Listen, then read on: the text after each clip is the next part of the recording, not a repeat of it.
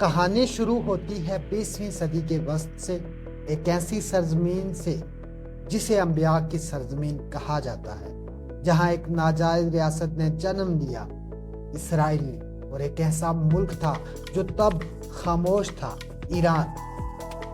شروع میں ایران اسرائیل کا دوست تھا۔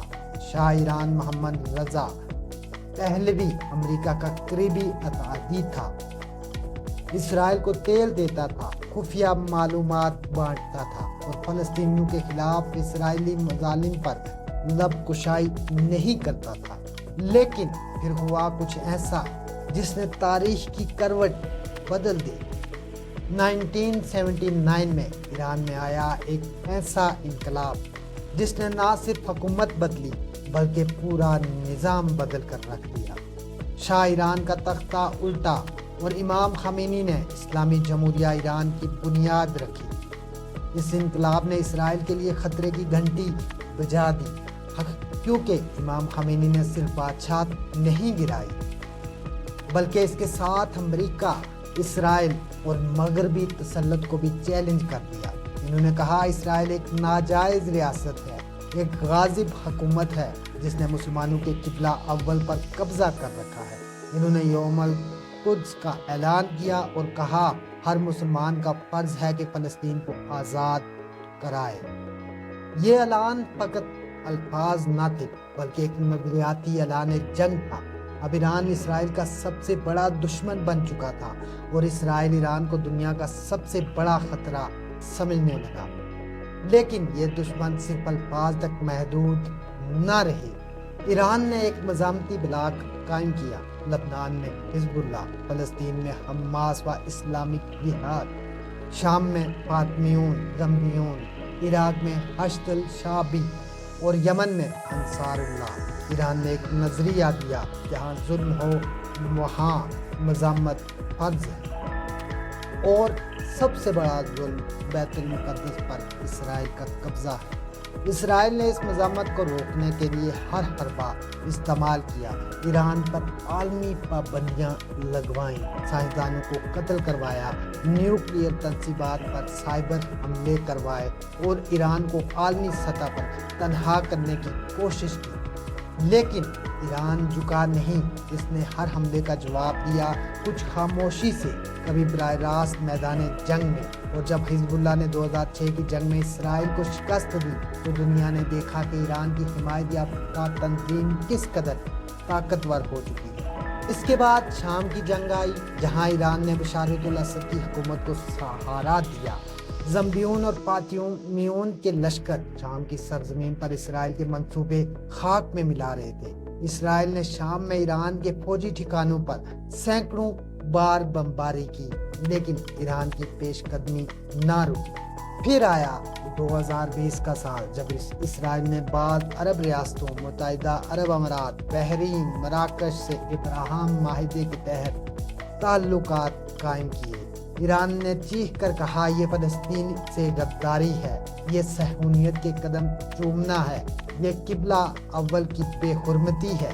ایران کا موقف تھا کہ جو اسرائیل کو تسلیم کرے گا وہ اسلام کے خائنوں میں شمار ہوگا۔ اب ایران تنہا تھا لیکن نظریاتی طور پر ناقابل تسخیر۔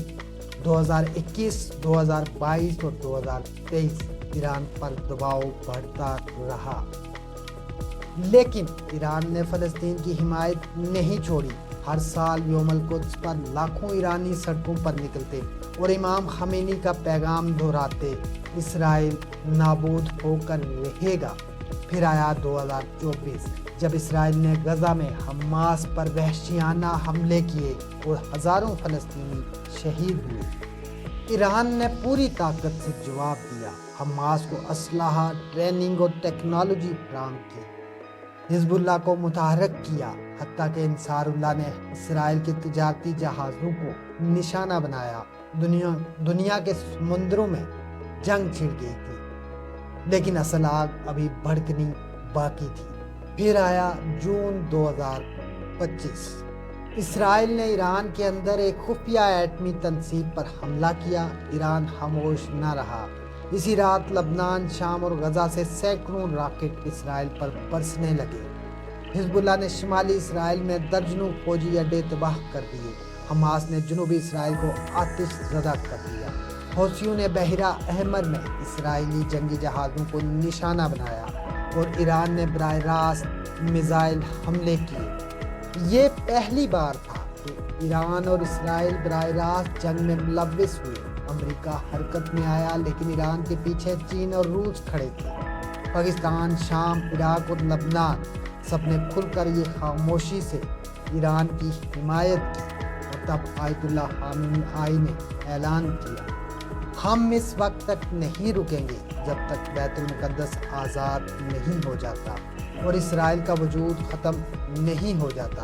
یہ الفاظ دنیا کے لیے پیغام تھے کہ اب جنگ صرف سرحدوں کی نہیں رہی، اب جنگ نظریات کی ہے۔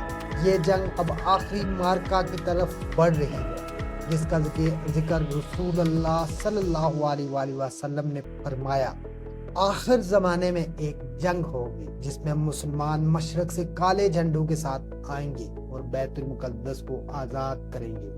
کیا یہ وہی خراسان ہے جہاں سے مہدی کے لشکر کی ابتدا ہوگی؟ کیا ایران کی یہ جنگ صرف سیاسی ہے یا روحانی؟ کیا امام مہدی کا ظہور قریب ہے؟